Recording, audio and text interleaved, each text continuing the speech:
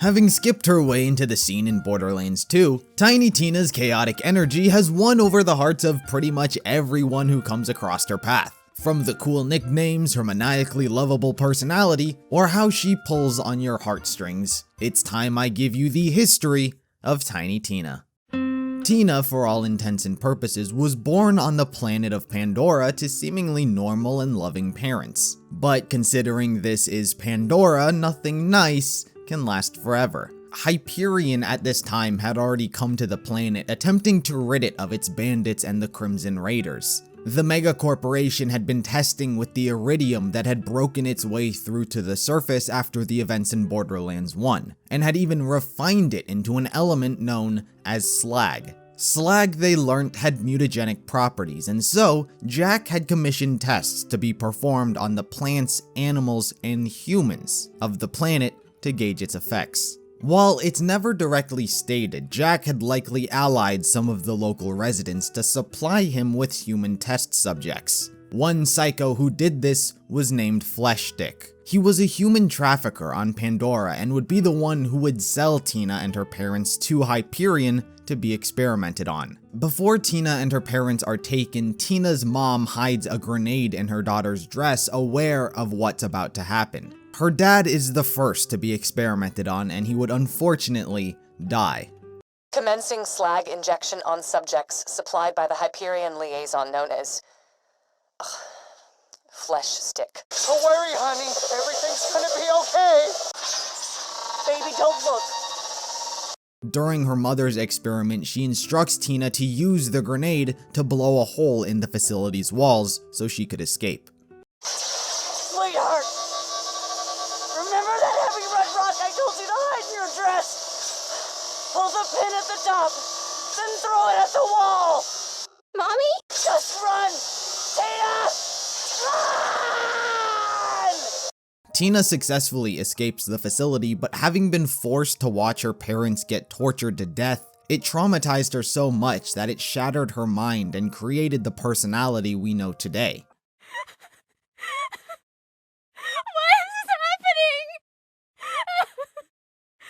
Why is this happening?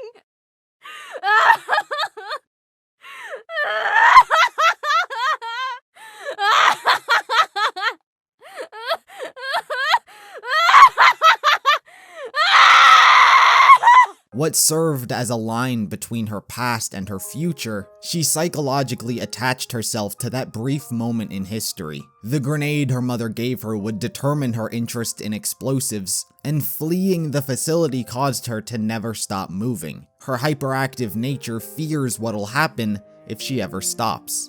Can I be mega real? Sometimes I feel like if I don't keep moving, I'll just stop. Maybe it's a defense mechanism? Whatever, it's nothing. Sorry I'm bugging you with all this sad crap. Forget it.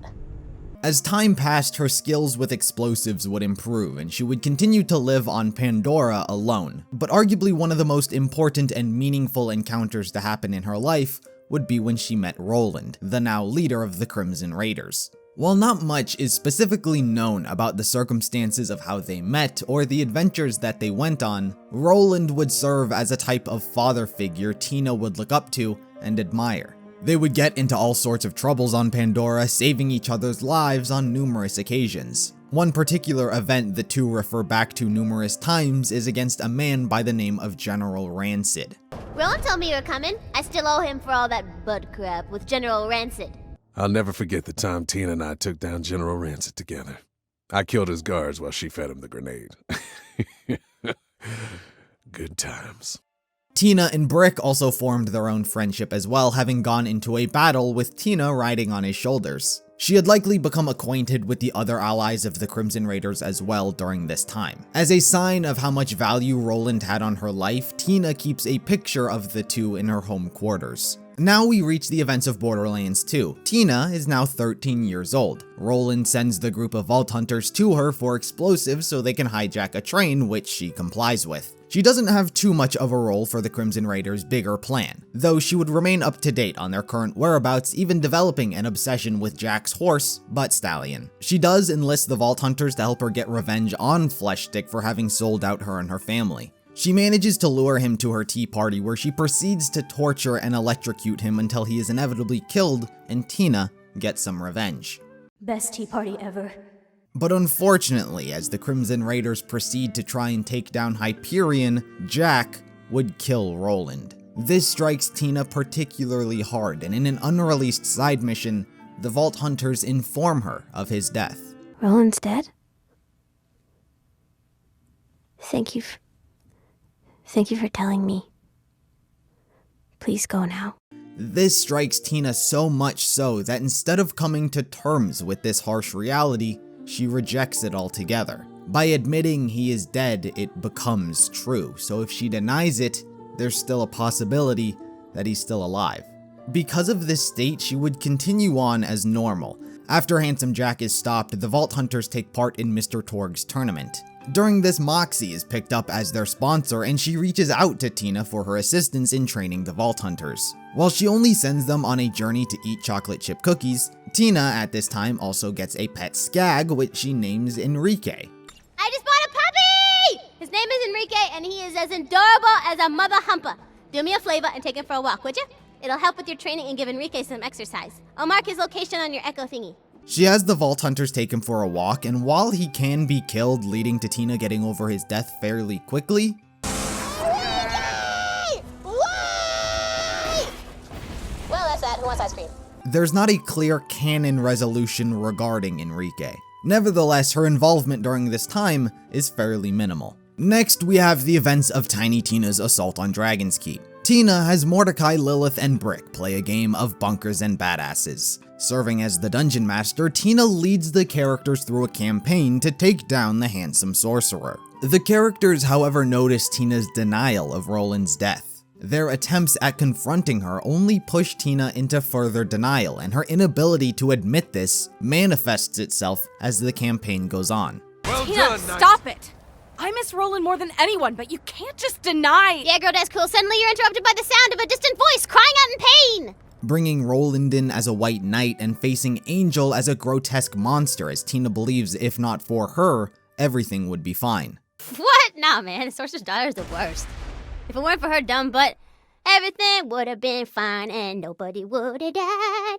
She even has her saying lines such as, "I am to blame for all of this." I am to blame for all of this. I deserve whatever I get. And even at the end of the campaign, Tina views Handsome Jack as a devil. But everything ultimately comes to a head, and Tina is forced to accept that Roland is dead. You've done it! The handsome sorcerer is dead! And guess who showed up to celebrate? Everyone's favorite invincible knight, Roland! That's enough, Tina. You did it. We've won. And Roland showed up and he was really happy and everyone lived forever and it was great, the end. Enough! You can't just deny what Jack did to Roland. Can't hear you. She's right, Tina. So do you want to do some side quests or? You need to accept it. Roland is dead. I know!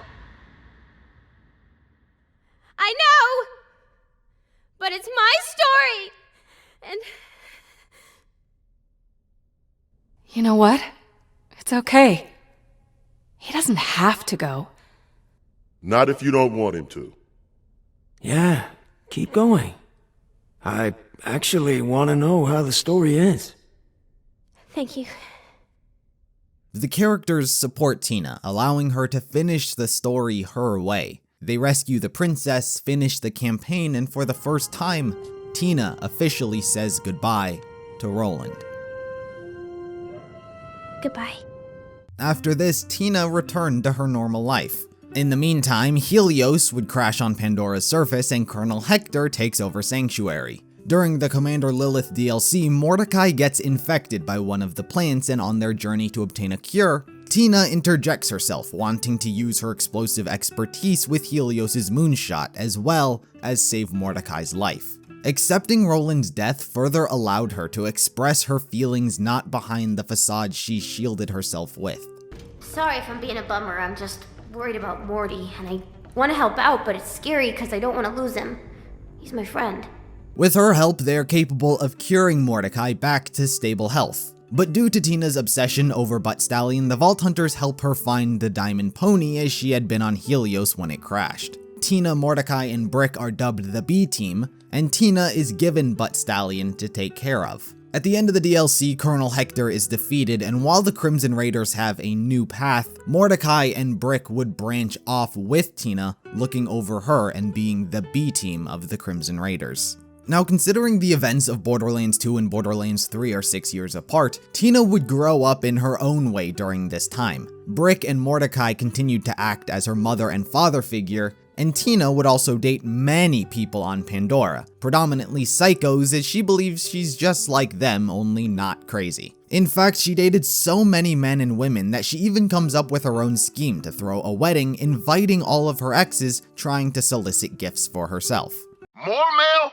Who's even delivering this stuff? I ain't never even seen a post office on Pandora. Mine? That's mine. It's for me. The mail's mine. Has my name on it, so it's mine. What the hell? Tina, why we got a small mountain of RSVPs to your wedding?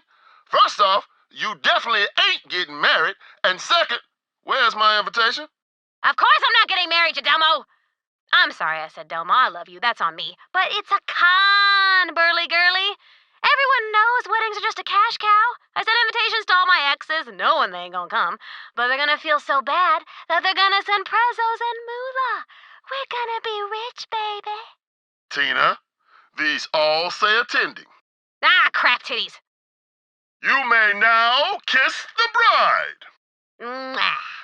Aw, thank you, darling, for making me the happiest wedded wife in the whole galaxy. That's just a mop in a tuxedo! We can see it! We can all see it! Shut up, Jeremy! You're ruining my special day! And I didn't see your name on the registry, my man! Would it have killed you to spring for the stand mixer? It has like 30 attachments! I'm getting into baking! That's it! I'm out of here! I can't believe I skipped my Pirate Gang's cannibal barbecue for this! Tina, are all your exes violent psychopaths? No, just the ones I invited. Lock the doors, Morty! It's time to throw the bouquet of bombs.